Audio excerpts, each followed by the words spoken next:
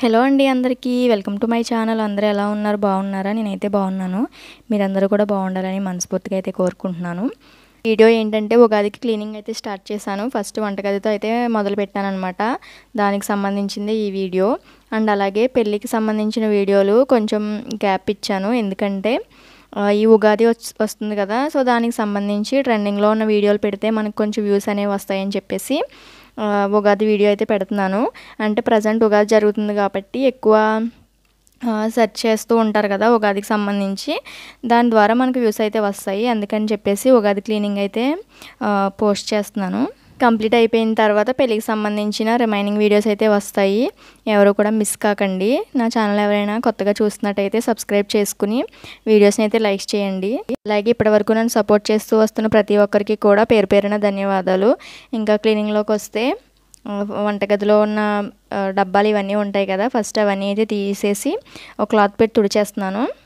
ఇవన్నీ ఎప్పటికప్పుడు కడుగుతూనే ఉంటాను. ఏమన్నా అందులో వేసినవి అయిపోయిన వెంటనే డబ్బాలు అయితే కడిగేస్తాను. అందుకని చెప్పేసి ప్రజెంట్ అయితే క్లాత్ తుడిచేసి కబోర్డ్స్ అయితే తుడిచేసాను అనమాట. తుడిచి నీట్గా పేపర్లు అయితే వేసేసి కొత్త పేపర్లు వేసి డబ్బాలన్నీ అయితే అక్కడ పెట్టేస్తాను అనమాట.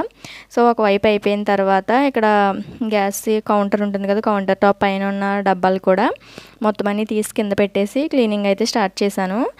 ఇది వచ్చేసి షూట్ చేసి చాలా రోజులు అవుతుంది. అంటే చెల్లి వచ్చింది కదా, పెళ్ళి అయిన తర్వాత చెల్లిని తీసుకుని వచ్చానమాట ఇంటికి. అప్పుడు ఇంకా ఇల్లు నీట్గా లేదనమాట. ఇంకొచ్చి రాగానే క్లీనింగ్ అయితే స్టార్ట్ చేసాము. అప్పుడు వీడియో అయితే షూట్ చేసింది. యాక్చువల్లీ పొంగల్కి వెళ్ళి ఒక 10 days ఉన్నాను కదా, అప్పుడు కూడా వచ్చిన వెంటనే క్లీన్ చేసేద్దాం అని అనుకున్నాం. కాకపోతే మళ్ళీ వెళ్ళాల్సి ఉంది కదా, పెళ్ళికి వెళ్ళిన తర్వాత కూడా మళ్ళీ క్లీన్ చేసుకోవడం అంటే కష్టమైపోద్ది ఇంకా అన్నిసార్లు అని చెప్పేసి అప్పుడు నార్మల్గా పైన తుడిచేసాను అనమాట.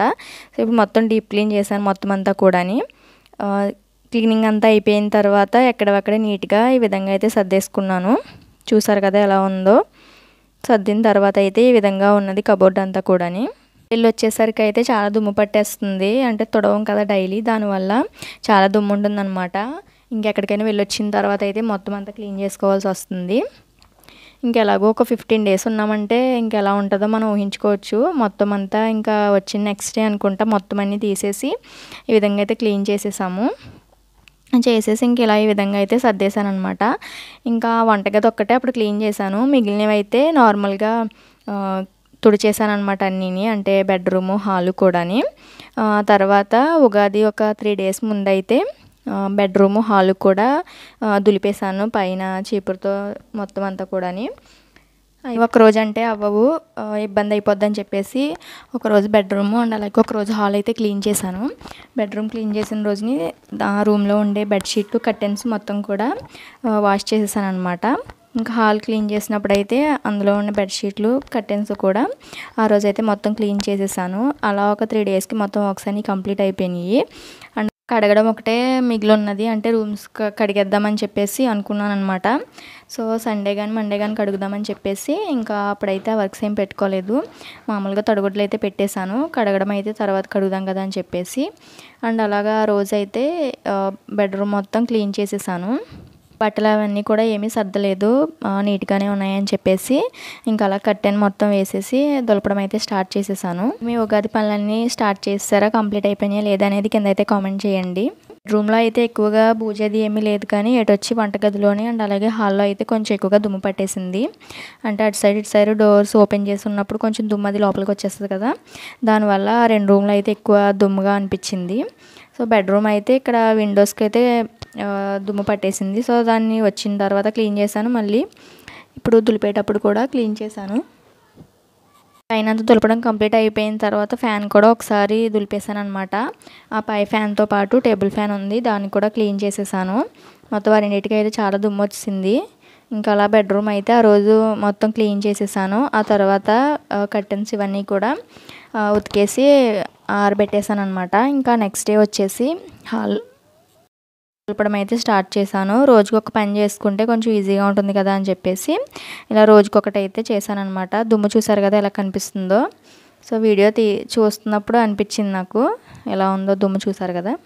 అంతా తుడిచేసిన తర్వాత కర్టెన్స్ బెడ్షీట్ల మీద దుమ్ము పడిపోయి ఉంటుంది కదా, వెంటనే అయితే తీసేసాను.